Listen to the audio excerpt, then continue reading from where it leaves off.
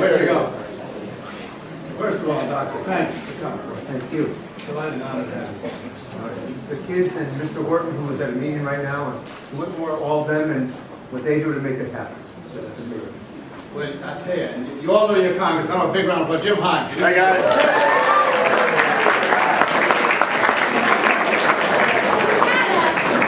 Well, listen, I can't begin to tell you how exciting it is to have you.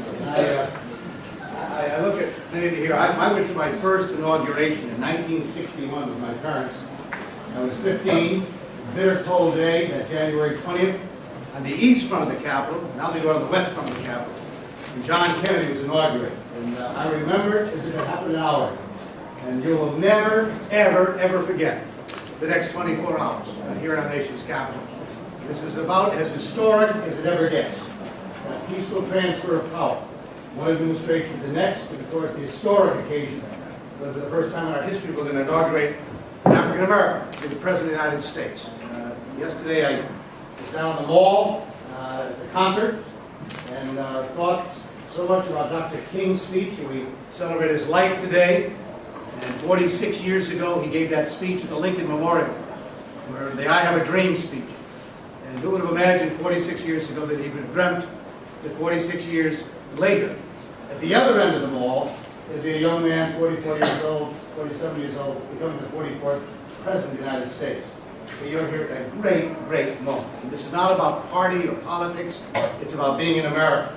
And it's about a wonderful celebration of who we are as a people, what values we cherish, what principles we embrace, and what responsibilities we share as fellow citizens to keep our country together, to keep it strong and vital, particularly times like this, which are really tough on a lot of people.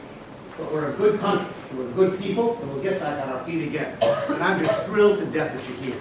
I just can't tell you how exciting it will be. I'll have my 3-year-old and 7-year-old daughters with me tomorrow. We'll be in those stands. When you hear a 3-year-old and a 7-year-old bell out Trumbull, I want you to blow those instruments like you never have before. We'll cheer Connecticut coming through. So to parents and teachers alike, I gather not all of you are band players that look around here in the back of the room. And we thank you for coming. And let me introduce Jim to say a few words as well. And then if you got any questions, you can answer some questions for you. And talk a little bit before we send you on your way. So thank you. Jim? Thank you, Senator, and congratulations to each and every one of you. I'm so thrilled that you are here representing Connecticut. I think the Senator and a couple of the other congressmen, tomorrow we go off duty, you guys go on duty. You're going to represent Connecticut on national television. We are going to be thrilled to see you. And I would just ask this. As the Senator said, you are living a moment of history right now. And I say that in two ways. And I'm going to ask you, tomorrow when you look down that mall and you're going to see 2 million people on that mall, remember that 140 years ago, on that mall, black men, women, and children were sold as property. And when you see Barack Obama lift his right hand and put his left hand on the Bible, with the Chief Justice of the Supreme Court, think that about 150 years ago, that Supreme Court determined in a decision that those of you who are paying attention in history class will recall as the Dred Scott decision, determined that a black man was worth 3/5 of a white man. And tomorrow you are part of an event where an African American will become President of the United States and the leader of the world.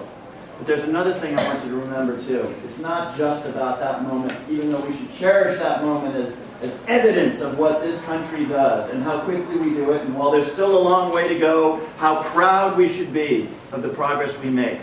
In 1960, another young president stood in exactly that spot. Actually, it wasn't exactly that spot. It was on the east front of the Capitol, but almost exactly that spot, and said that leadership was passing to a new generation of Americans.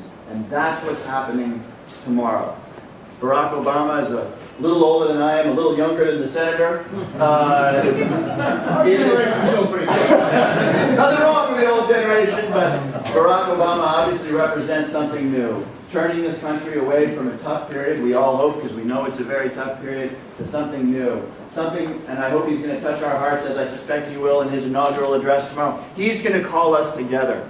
And just as that president did in that speech in 1960, he's going to say something along the lines of ask not what your country can do for you, ask what you can do for your country. He's going to ask us to come together and remember that we are at our best as Americans, not when we ask what's in it for us, but when we come together with common purpose. Because that's what he is going to call us to do tomorrow. We've got a lot of work to do to get this country back on track. But tomorrow's a day of celebration. You're living history. Congratulations. Don't ever forget this moment. Thank you very much. Great.